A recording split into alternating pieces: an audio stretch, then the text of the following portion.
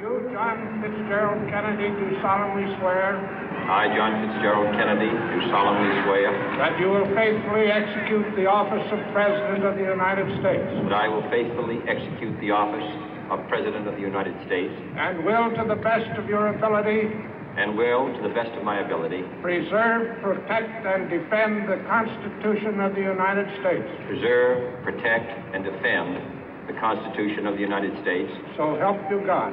So help me God.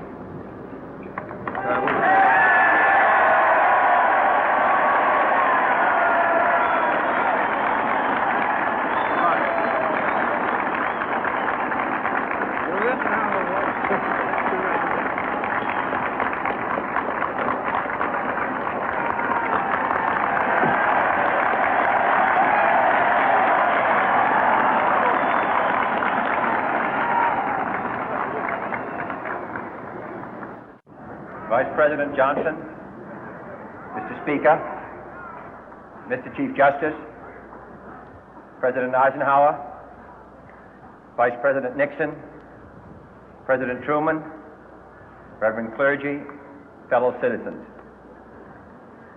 We observe today not a victory of party, but a celebration of freedom, symbolizing an end as well as a beginning, signifying renewal as well as change. For I have sworn before you and Almighty God the same solemn oath our forebears prescribed nearly a century and 3/4 ago. The world is very different now, for man holds in his mortal hands the power to abolish all forms of human poverty and all forms of human life. And yet the same revolutionary beliefs for which our forebears fought are still at issue around the globe.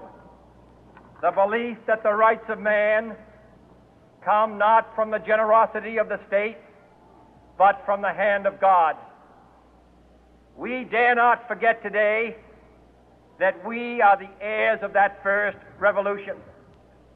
Let the word go forth from this time and place to friend and foe alike that the torch has been passed to a new generation of Americans born in this century, tempered by war, disciplined by a hard and bitter peace, proud of our ancient heritage, and unwilling to witness or permit the slow undoing of those human rights to which this nation has always been committed and to which we are committed today at home and around the world.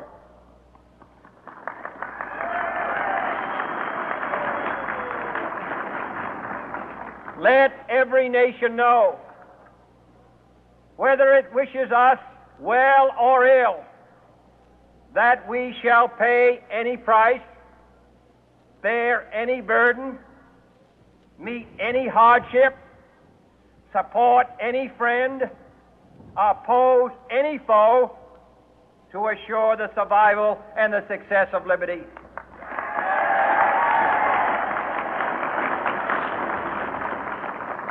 This much we pledge and more. To those old allies whose cultural and spiritual origins we share, we pledge the loyalty of faithful friends. United, there is little we cannot do in a host of cooperative ventures.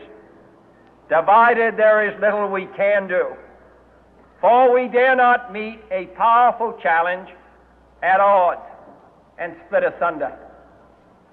To those new states whom we welcome to the ranks of the free, we pledge our word that one form of colonial control shall not have passed away merely to be replaced by a far more iron tyranny. We shall not always expect to find them supporting our view, but we shall always hope to find them strongly supporting their own freedom, and to remember that in the past, those who foolishly sought power by riding the back of the tiger ended up inside.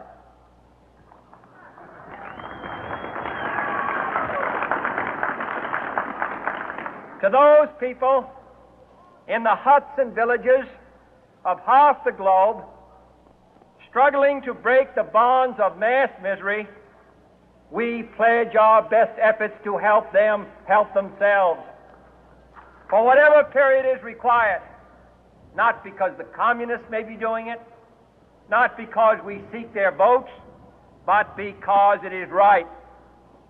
If a free society cannot help the many who are poor, it cannot save the few who are rich.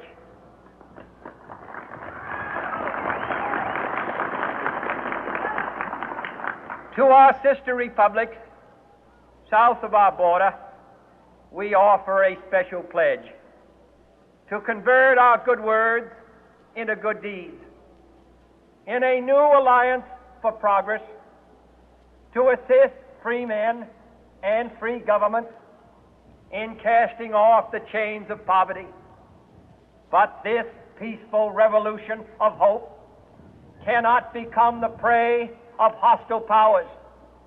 Let all our neighbors know that we shall join with them to oppose aggression or subversion anywhere in the Americas. And let every other power know that this hemisphere intends to remain the master of its own house.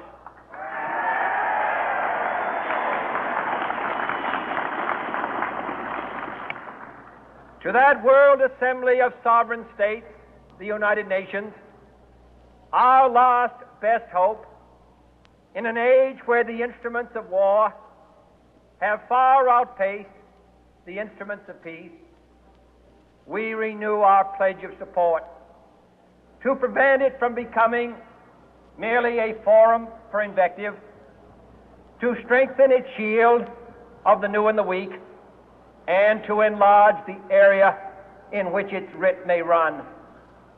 Finally, to those nations who would make themselves our adversary, we offer not a pledge, but a request that both sides begin anew the quest for peace.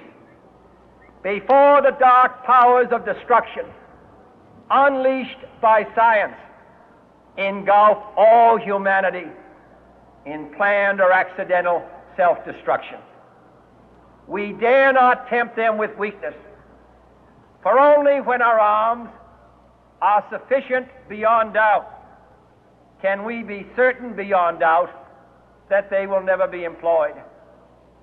But neither can two great and powerful groups of nations take comfort from our present course, both sides overburdened by the cost of modern weapons, both rightly alarmed by the steady spread of the deadly atom, yet both racing to alter that uncertain balance of terror that stays the hand of mankind's final